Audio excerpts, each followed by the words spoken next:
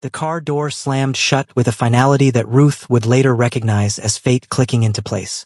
Her chest heaved as she pressed herself against the leather seat, hands trembling so violently she had to clasp them together.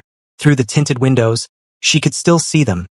Dozens of phones pointed at her like weapons, flashes going off like small explosions, faces twisted in curiosity and something darker she couldn't name. The anxiety crawled up her throat like a living thing, threatening to choke her. This was supposed to be fun, just a simple afternoon party. The kind where you laugh too loud and dance without caring who's watching. But somewhere between walking through those doors and trying to grab a drink, everything had shifted. The stares had started immediately, they always did, but today they'd felt different. Heavier, more invasive. Someone had whispered AI eyes and laughed. Another had straight up blocked her path to take a selfie without asking. The crowd had pressed closer and closer until the room felt like it was shrinking, until she couldn't breathe, until running felt like the only option. So she'd run, straight out the venue doors and into the first car she'd seen with its door unlocked. Taxi. It had to be a taxi. Please God, let it be a taxi. Ruth squeezed her eyes shut. Those infamous blue eyes that had followed her from Chicago to Seoul, from childhood to adulthood, from her grandmother's funeral to this exact moment of panic. She could still hear her grandmother's voice. Baby girl, those eyes are a gift from our ancestors. The Vardenberg syndrome runs in our blood like a river, and you carry the most beautiful part of it. Beautiful, right? Tell that to the kids who'd called her a freak in elementary school. Tell that to the Korean ajumas who stared at her on the subway like she was a museum exhibit. Tell that to the party guests who'd just treated her like a circus attraction. The driver's door opened. Ruth's eyes snapped open, and her breath caught in her throat for an entirely different reason. The man who slid into the driver's seat was unexpected. Sharp jaw, dark eyes that seemed to calculate everything in a single glance, black hair pushed back carelessly. He wore a simple black shirt, but something about the way he carried himself suggested he was used to much more expensive clothes. For a moment, he just stared at her in the rearview mirror, and Ruth felt her anxiety spike again. I'm so sorry, she blurted out, words tumbling over themselves. I know I just jumped in your car like a crazy person, but I really need a ride and I saw this was a taxi and… Wait, this is a taxi, right? Please tell me this is a taxi because if not, this is super awkward and also maybe illegal. I don't even know the laws here. I mean, I've lived in Seoul for 2 years, but… It's a taxi, he said, his voice smooth and slightly amused. Korean accent, but his English was flawless. Where do you need to go? Relief flooded through her so intensely she almost laughed. Oh, thank God. Okay, Itaewon? The apartment complex near the Hamilton Hotel? Do you know it? He nodded, starting the engine with a quiet purr that seemed too refined for a taxi, but Ruth was too grateful to question it. As they pulled away from the curb, Ruth caught a glimpse of confused party guests spilling out onto the street, phones still in hand. She sank lower in her seat. Bad party? The driver asked, navigating through Seoul's afternoon traffic with practiced ease. The worst? Ruth groaned, finally allowing herself to relax slightly. I mean, it started okay. There was good music and these little sandwich things that were amazing. But then people just… God, why am I telling you this? You probably don't want to hear about my disaster of a social life. I've got time, he said, and something in his tone made her believe he actually meant it. Maybe it was the adrenaline crash. Maybe it was the fact that he was a stranger she'd never see again. Maybe it was just that she was so tired of holding everything in. But Ruth started talking. It's the eyes, she said, gesturing at her face. I have Vardenberg syndrome. It's this genetic condition that affects pigmentation.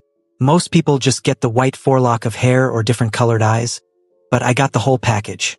Blue eyes, dark skin, and apparently an invitation for everyone to stare at me like I'm not a real person. She watched his eyes flick to the rearview mirror, studying her reflection. But unlike the hungry stares at the party, his gaze felt curious, assessing, not cruel. In Chicago, people were used to diversity, she continued, the words flowing faster now. I was just Ruth, you know? Funny Ruth who brought homemade cookies to work. Ruth who cried during sad commercials. Ruth, who accidentally adopted 3 stray cats because she couldn't say no.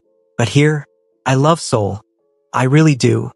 But sometimes I feel like I'm on display every single day.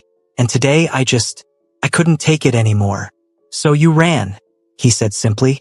So I ran, she confirmed, laughing a little at how ridiculous it sounded. Straight into a stranger's car, which, now that I think about it, is probably not the smartest survival strategy. Probably not, he agreed, and she could hear the smile in his voice. But brave. Ruth blinked. Brave.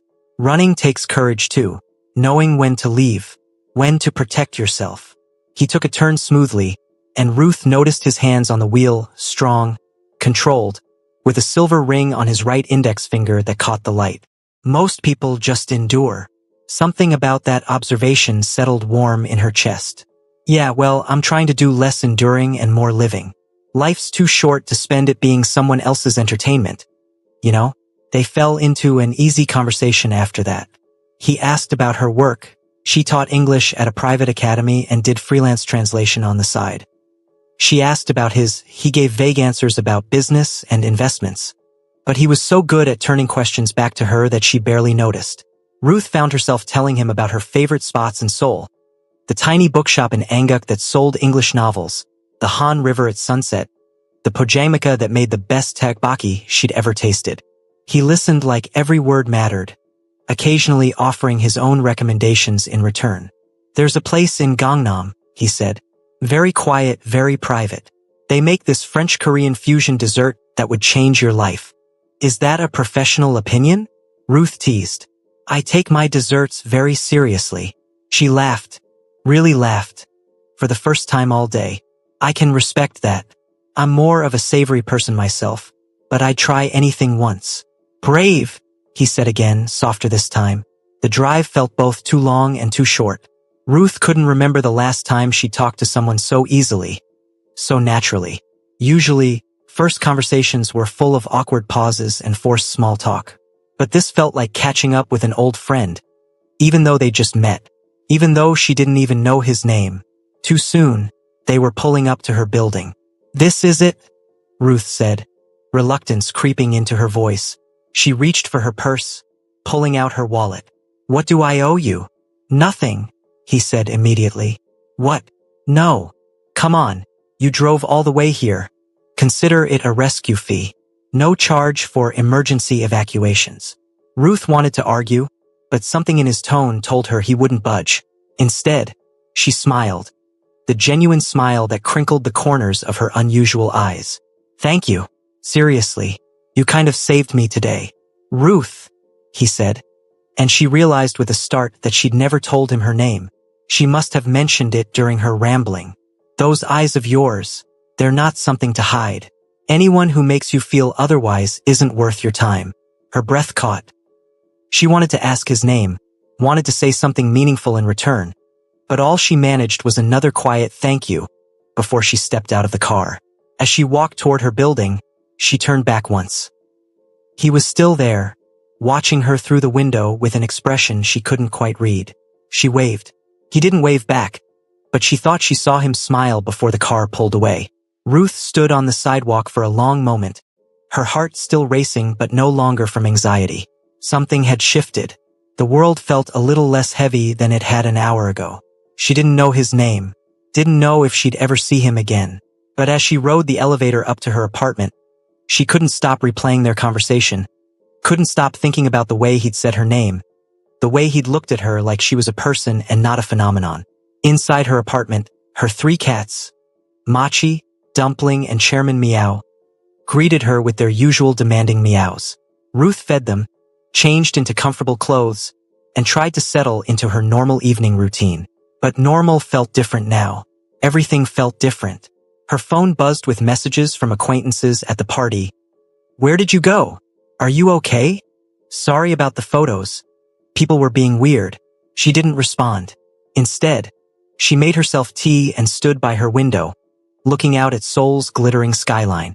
Somewhere out there was a kind taxi driver who'd given her more than just a ride home. He'd given her back a piece of herself she'd been losing little by little, the Ruth who believed she deserved kindness, who could laugh freely, who was worth more than the curiosity her appearance generated. She didn't know that at that exact moment, in a penthouse across the city, a man named Kang Do-hyun was standing at his own window, thinking about blue eyes and genuine laughter and the way a woman had trusted him completely without knowing who he really was. She didn't know that he'd already made a decision, one that would change both their lives forever.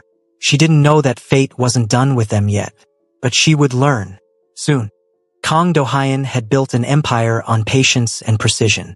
In his world, the shadowy realm of underground operations, strategic investments, and carefully maintained power, impulse was weakness. Emotion was leverage. And yet, 3 days after dropping off a woman with impossible blue eyes, he found himself doing something completely irrational. He was trying to find her again. "You're joking," Min-jae said, staring at his boss with undisguised shock. Min-jae had been Do-hyun's right hand for 7 years, had seen him negotiate with politicians and eliminate threats without blinking, but he'd never seen him like this. "You want me to locate a woman based on what? That she lives near the Hamilton Hotel and has 3 cats. And teaches English," Do-hyun added calmly, reviewing reports on his tablet without looking up. They were in his office, 30 floors above Seoul, all glass and steel and calculated intimidation. Translation work on the side. American. Chicago originally. "It shouldn't be difficult. Sir, with respect, this is insane. You don't chase women. Women chase you. You ignore them. It's your whole thing." Do-hyun finally looked up, and Min-jae immediately regretted his candor. Those dark eyes could cut through steel when they wanted to. "Find her," Do-hyun said quietly. "Today." Min-jae knew better than to argue further. "Yes, sir." The truth was, Do-hyun couldn't explain it himself. He'd spent 3 days trying to focus on business, a shipment negotiation, a territorial dispute, the usual complexities of running an organization that didn't officially exist. But his mind kept wandering back to that car ride, to the way Ruth had talked with her whole body, hands gesturing wildly as she described her cat's individual personalities, eyes lighting up when she mentioned her favorite bookshop. She'd been so unguarded, so genuinely herself. In Do-hyun's world, everyone wore masks, everyone wanted something, everyone calculated their words and measured their smiles. But Ruth had just been Ruth. Messy, honest, kind, funny. She'd looked at him like he was a person, not a weapon or a commodity or a threat. It had been intoxicating. More than that, something she'd said had lodged itself in his chest and wouldn't let go. Life's too short to spend it being someone else's entertainment. Do-hyun had spent his entire adult life being exactly that. Entertainment, fear, power, mystery. He'd built his reputation on being unknowable, untouchable. And in 5 minutes, a woman running from a party had made him wonder what it might feel like to just be known. By evening, Min-jae had found her. Ruth Coleman, 28, teaching at Excellence English Academy in Gangnam, freelance translator for 3 Seoul-based companies. Living alone, well, with 3 cats, in a modest apartment in Itaewon. No criminal record, no debts, no red flags. Just a normal woman living a normal life. Her social media is barely active, Min-jae reported, pulling up her sparse Instagram profile. Few friends, mostly posts about her cats and food. She seems to keep to herself. Do-hyun studied the photos. Ruth at the Han River, laughing at something off camera. Ruth holding up a ridiculous coffee drink. Ruth with her cats, her blue eyes bright with affection. Each picture felt like a small rebellion against the cruelty she described. A determination to find joy anyway. "What's your play here, boss?" Min-jae asked carefully. "You can't exactly walk up and say, 'Hi, remember me? I'm actually not a taxi driver. I'm the head of the Kong organization. Want to get coffee?'" "No," Do-hyun agreed. "I can't." The question was what he could do. He needed a reason to be in her life. Something that wouldn't terrify her or seem suspicious. Something natural, organic. Took him 2 more days to find it. Ruth's favorite bookshop, the one in Anguk she'd mentioned, was a small, cramped place called Between the Lines. Do-hyun had Min-jae make discreet inquiries and learned that the owner, an elderly woman named Mrs. Park, was struggling financially. The building's rent had increased, and she was considering closing. Perfect. Do-hyun bought the building through one of his legitimate holding companies. Then he did something he'd never done before. He showed up in person. The bookshop smelled like old paper and jasmine tea. Floor-to-ceiling shelves crammed with books in Korean and English. A worn armchair by the window. Classical music playing softly in the background. And there, in the corner, completely absorbed in a book, was Ruth. She wore jeans and an oversized sweater. Her natural hair pulled back in a messy bun.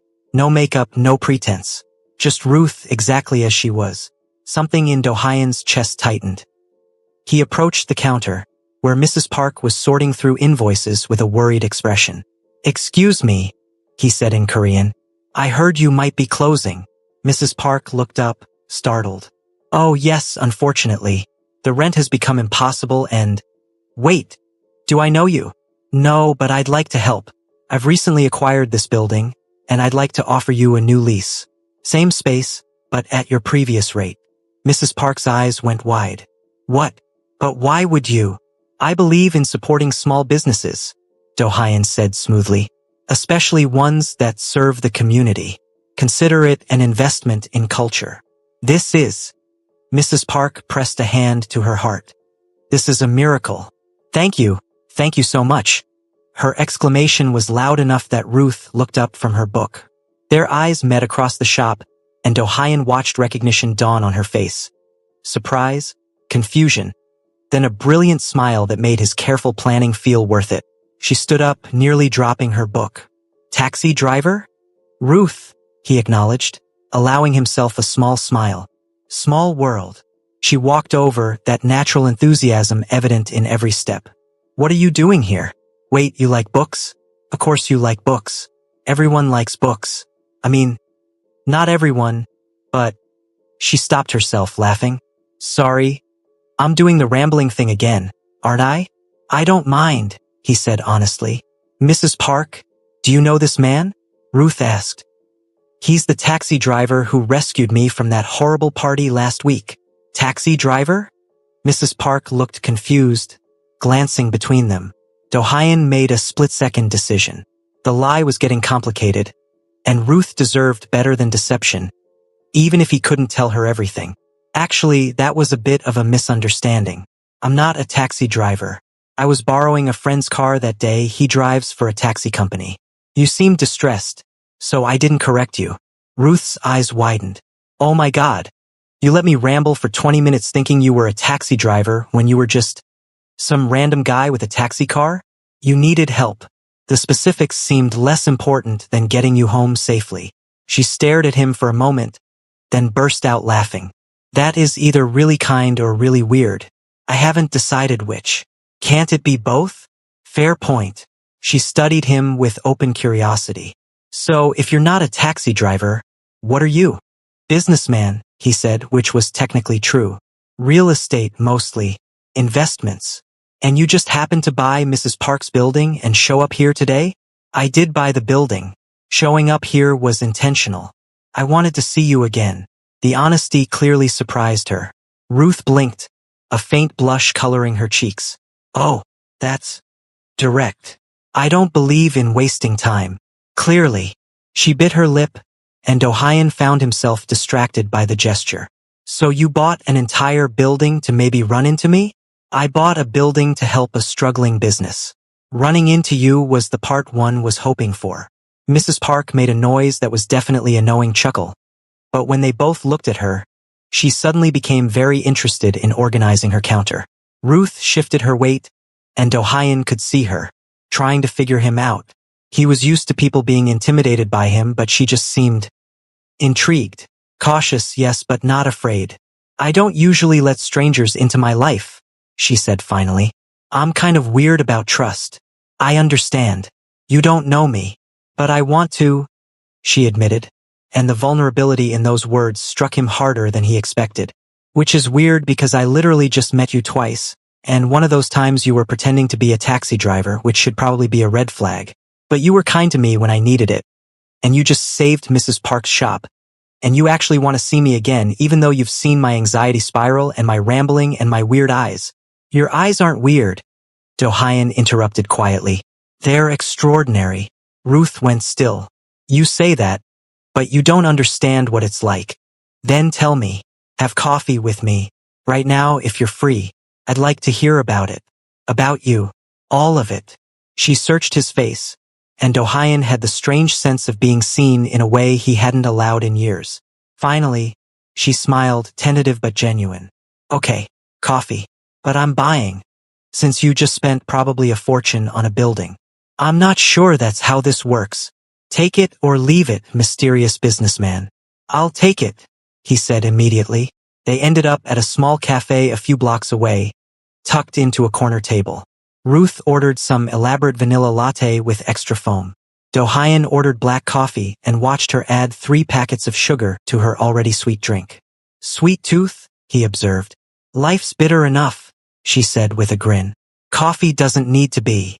And then she started talking, really talking, about growing up in Chicago, about her grandmother who'd raised her and taught her to be proud of her unique features, about the Vardenberg syndrome that ran through her family line like a thread of magic and difficulty intertwined. My grandmother had the white forelock, Ruth explained, running a hand through her own dark hair. No white streak, but she loved it. She used to say it was like having a piece of lightning in her hair. She made everything seem like magic, you know? The different colored eyes, the hearing difficulties some of us had. She turned it all into stories about ancestors who could see the future or hear spirits. She sounds wonderful, Do-hyun said. She was. Ruth's smile turned sad. She died 3 years ago. That's actually why I came to Korea. I needed a change. Needed to figure out who I was without her. She'd always been my biggest defender, my cheerleader. Without her, I had to learn to be that for myself. And have you? Learned. Ruth considered this, swirling the foam in her cup. Some days are better than others. Today's a good day, actually. I ran into a mysterious non-taxi driver who seems genuinely interested in my life story. I am, Do-hyun said. More than you know. They talked for 2 hours. Ruth told him about her cats, about her students, about the challenges of being a black woman in Korea, the stares, the touching of her hair without permission, the constant questions, but also the unexpected kindness, the ajumma who gave her free fruit at the market, the students who wrote her thank you notes. It's complicated, she said. I love it here, but I'm also exhausted by it. Some days I feel like I'm performing just by existing, you know? Like I can't just be a person going about my day. I have to be the black woman with blue eyes, the curiosity, the story everyone wants to hear. Do-hyun understood that more than she knew. The constant performance, the inability to just exist without being watched, assessed, judged. But he couldn't tell her that, not yet. What makes you happy? He asked instead. When you're not performing. When you're just Ruth. What brings you joy? She thought about it, really thought about it. Small things, mostly. My cat's purring on my lap. Finding a new book I can't put down. Really good food that makes me close my eyes and appreciate it. Rain on windows. Genuine laughter, not polite laughter, but the kind where you forget to be self-conscious. Moments where I feel connected, seen. Like right now, actually. Their eyes met, and Do-hyun felt something shift between them. Something fragile and promising and terrifying. Can I see you again? He asked. You're very persistent, aren't you? When something matters, yes. Ruth smiled, pulling out her phone. Okay, mysterious businessman. Give me your number. But fair warning, I'm going to actually use it. I'm not good at playing games. Good, Do-hyun said, taking her phone and entering his personal number. Something only Min Jae and 2 other people in the world had. Neither am I.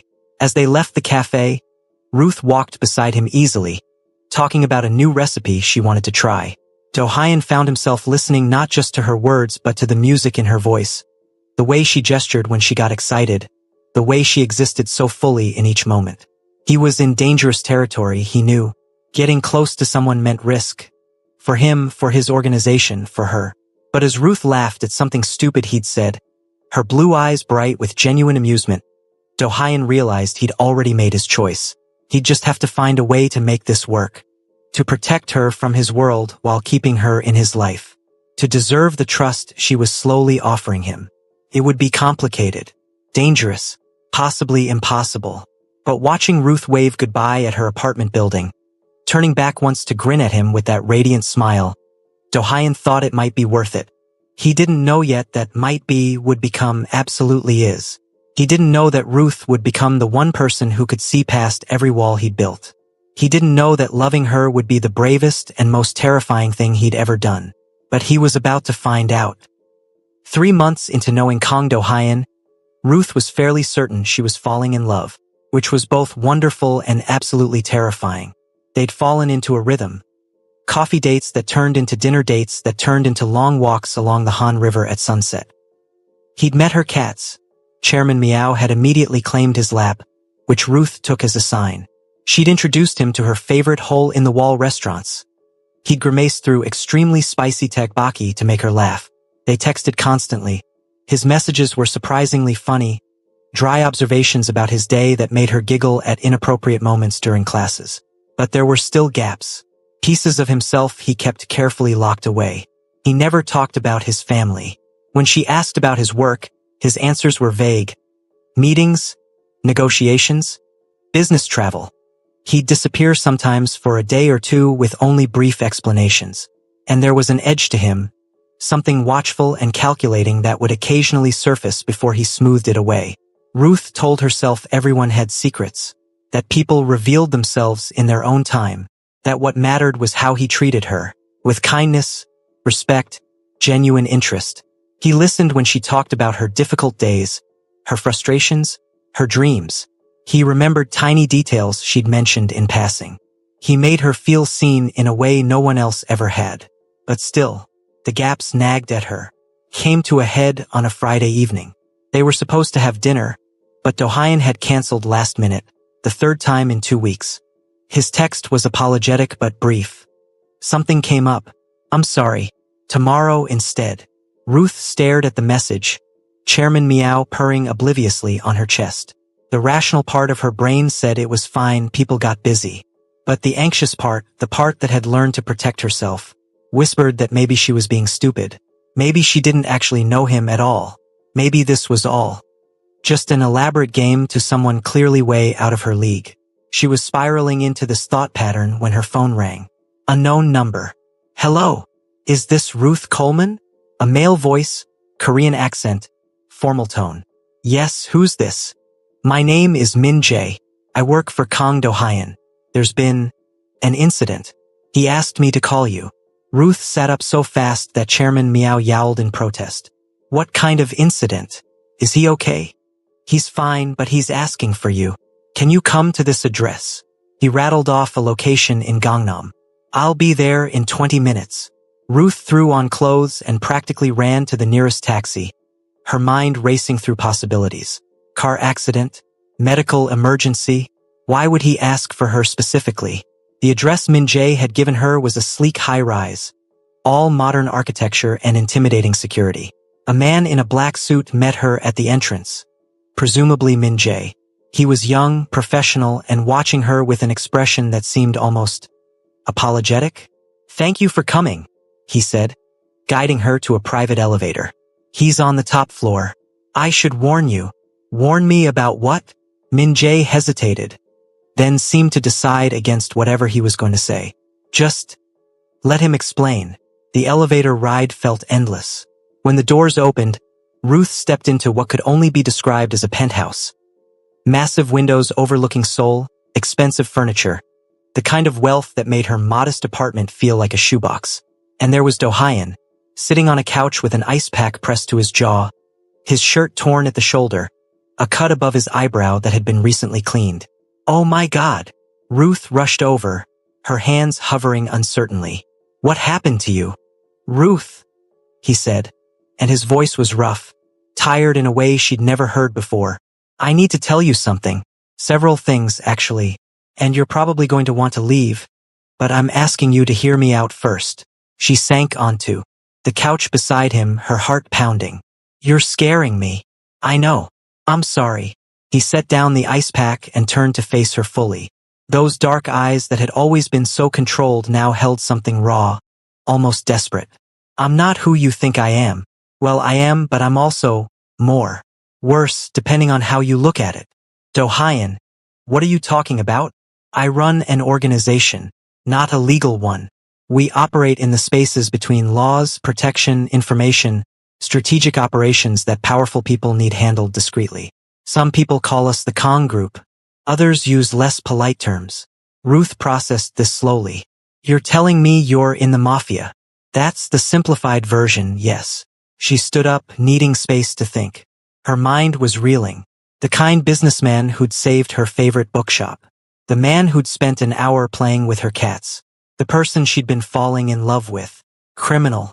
The taxi, she said suddenly. That first day, you weren't borrowing a friend's car. You used your own taxi car to avoid attention. Yes. And the building you bought for Mrs. Park? I do own it. That part was true. But I own a lot of buildings in Seoul. Most people just don't know it. Ruth laughed, but it sounded slightly hysterical even to her own ears. So what, you saw me at a party, decided I was interesting and just… What? Decided to play normal guy to see what would happen? No. Do-hyun stood too, keeping his distance but his eyes never leaving hers. I saw you at a party and you ran. You sat in my car terrified and anxious, and then you started talking, really talking, being completely yourself, and it was like nothing I'd ever experienced. Everyone in my world wears masks. Ruth. Everyone lies, manipulates, calculates. But you were just… you. Honest, kind, funny. Everything I didn't know I'd been missing. So you lied to me for 3 months? I didn't lie. I just didn't tell you everything. And I know that's semantics. I know it doesn't make it better. But Ruth… His voice cracked slightly. I was trying to give us a chance. To let you know me, the real me, before you knew what I was. Because I knew. I knew if you found out too soon, you'd run. And I couldn't lose you before I even had you. Tears were burning in Ruth's eyes. You should have trusted me with the truth. You're right. But I was afraid. And I'm not used to being afraid. What happened tonight? She asked, gesturing at his injuries. Why did you really cancel? Do-hyun's jaw tightened. A rival organization tried to send a message. They failed, obviously, but it got messy. And I realized that if something had happened to me, you would have never known why. You deserved to know what you were getting into, who I am, what being with me could mean. What it could mean? Ruth repeated. You mean danger. You mean becoming a target. Possibly. I have security, protection. But yes, there's always risk in my world. Ruth wrapped her arms around herself, feeling cold despite the room's perfect temperature. I don't know what to do with this. I'm not asking you to decide right now. I'm just asking you not to leave yet. Please. She looked at him, really looked at him. The man she'd been falling for and this stranger who ran a criminal organization. Trying to reconcile the two, to understand how they could be the same person. Tell me everything, she said finally.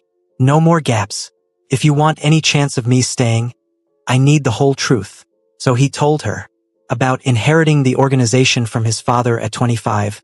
About the world of power and violence and impossible choices he navigated daily. About the legitimate businesses he ran alongside the illegal ones. About Min Jae and his small circle of trusted people. About the enemies who would love to use her against him, and the precautions he'd already put in place to protect her even before tonight.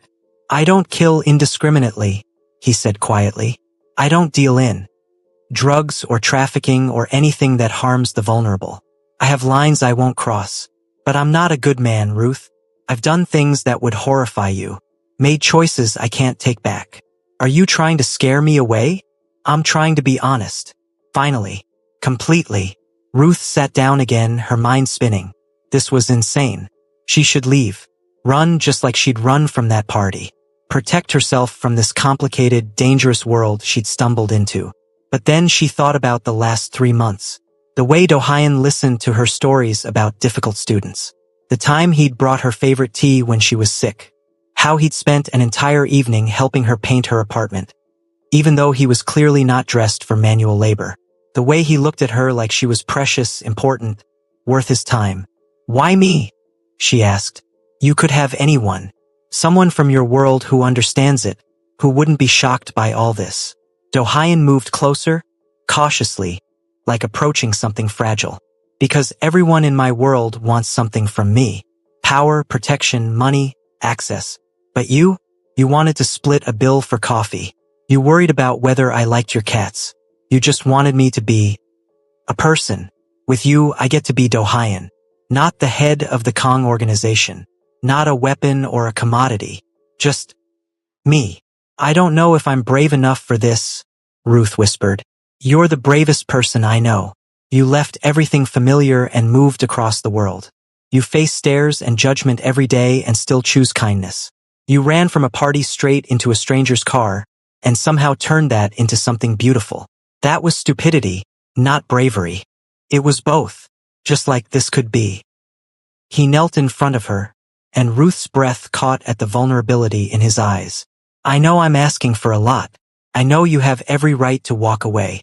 But I'm in love with you, Ruth. Completely, terrifyingly in love with you. And I hope you might feel the same way. The tears spilled over then. 'Cause yes, damn it, she did. She loved this complicated, dangerous, impossibly gentle man who made her laugh and listened to her ramble and looked at her like she was the most important thing in his world. I do, she admitted, her voice breaking. I love you too, which is why this is so hard. Then let me make it easier. Ask me anything. Tell me your fears. Let me prove that this can work. So Ruth asked, about his daily life, about the violence, about what he actually did versus what his subordinates did, about whether he'd ever go to prison, whether she'd be complicit in crimes just by knowing him, whether loving him made her a bad person. Do-hyun answered everything. Honest, direct, holding nothing back. Some of his answers made her flinch. Others surprised her. But through it all, he never looked away, never minimized, never made excuses. I can't promise you a normal life, he said finally. I can't promise there won't be danger or complications or moments where my world intrudes on ours.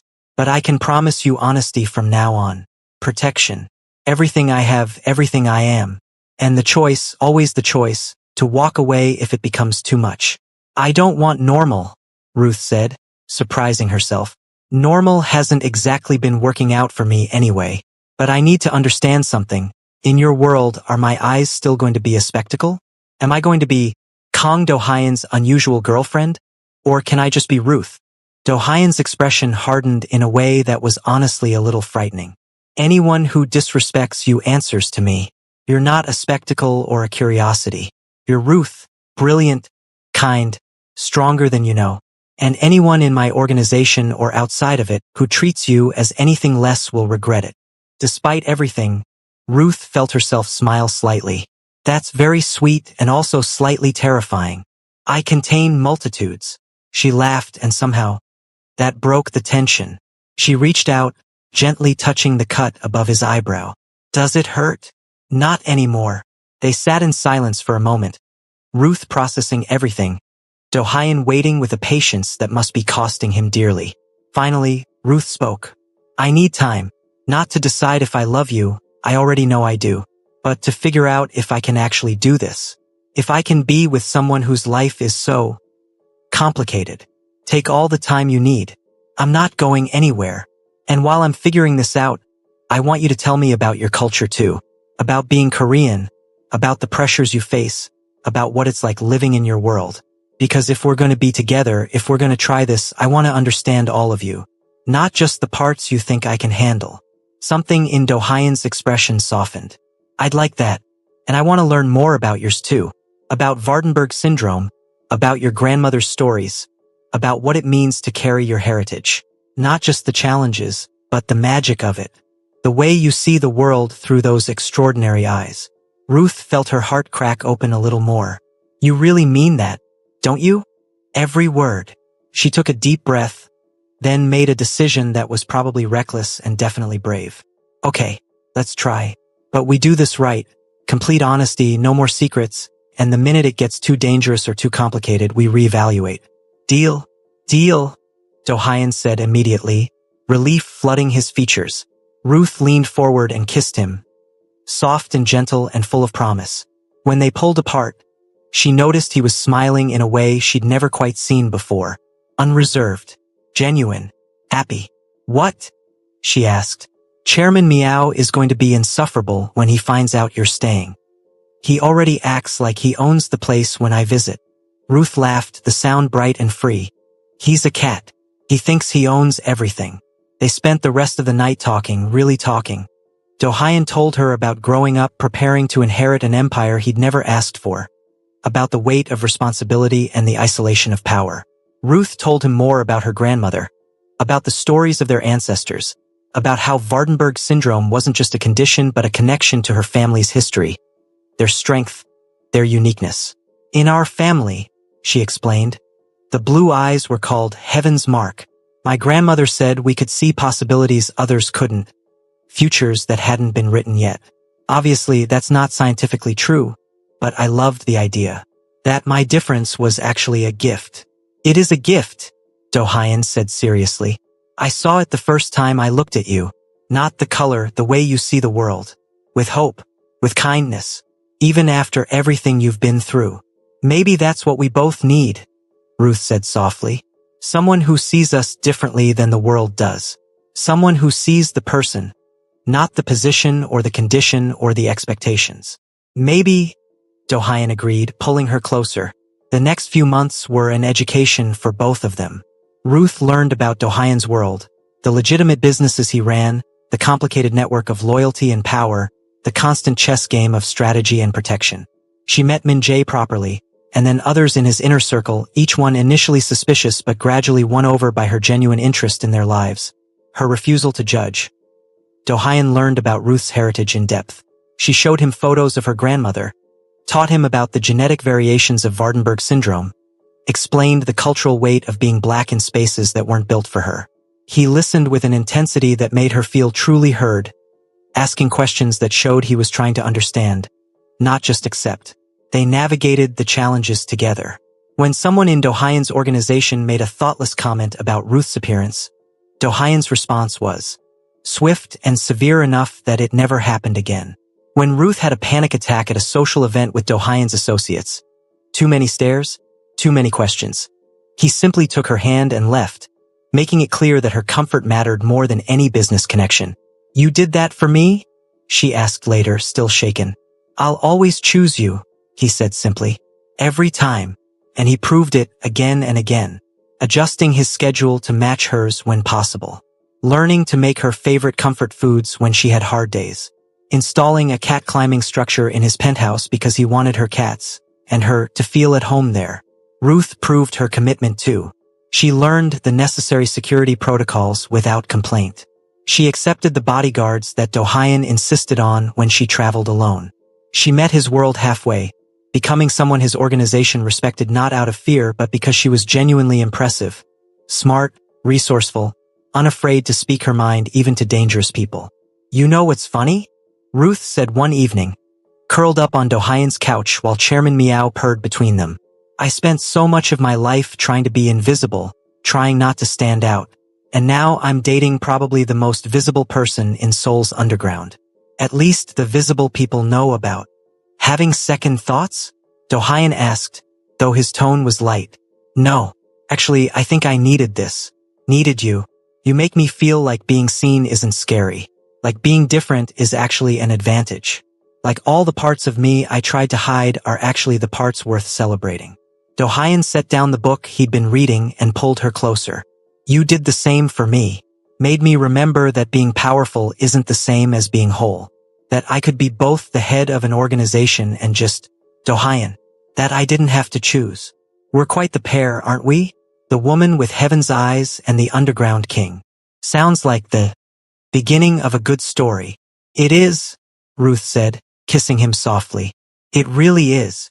Outside, Seoul glittered with life. Millions of stories happening simultaneously. Millions of people living their complicated, messy, beautiful lives. And in a penthouse above it all, two people who should have been impossible together proved that love could exist in the spaces between worlds, that understanding could bridge any gap, that sometimes the bravest thing you could do was let yourself be fully seen. Ruth's blue eyes, those eyes that had caused her so much pain and confusion, had led her to this moment, to this man, to this life she never could have imagined. And Do-hyun's carefully constructed world had been transformed by a woman who'd run from a party and accidentally found exactly what she'd been searching for. They didn't have all the answers. The future was still uncertain, still complicated, still full of challenges they'd have to navigate together. But they had each other. They had honesty. They had love that was fierce and gentle, protective and freeing, complicated and simple all at once. And really, what more could anyone ask for? Hey, Ruth said, looking up at Dohayan with those extraordinary eyes. I love you. Just thought you should know. I love you too, he replied. And the words felt like a promise, a commitment, a choice they'd make every day for the rest of their lives. Chairman Meow meowed loudly, clearly demanding attention. They both laughed, and in that moment, everything felt exactly right. Hello besties, in this story we learned that our differences aren't flaws to hide, they are gifts that lead us to genuine connection. True love requires courage to be vulnerable, honest, even when it's hard, and seeing the whole person beyond their surface. When we embrace our authentic selves and allow others to do the same, we discover that love can bridge any world. Hello besties, thank you so much for watching. Kindly like, subscribe and share.